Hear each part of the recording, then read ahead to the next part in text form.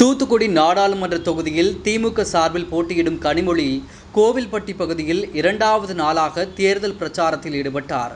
அப்போது அம்பேத்கர் சிலை அமைத்து தர வலியுறுத்தியும் கனிமொழியை பேச வலியுறுத்தியும் கோவில்பட்டியில் கனிமொழியின் பிரச்சார வாகனத்தை மறித்து பொதுமக்கள் போராட்டத்தில் ஈடுபட்டதால் பரபரப்பு ஏற்பட்டது.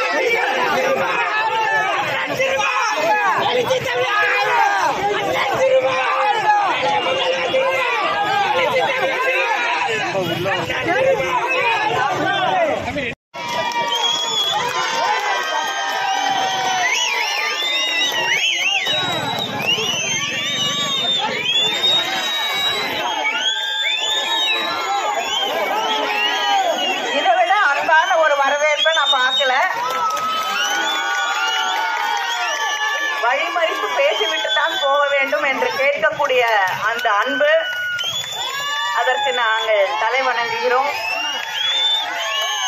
வரக்கூடிய இதுக்கு மேல நான் உங்ககிட்ட ஓட்டு கேட்க வேண்டாம்.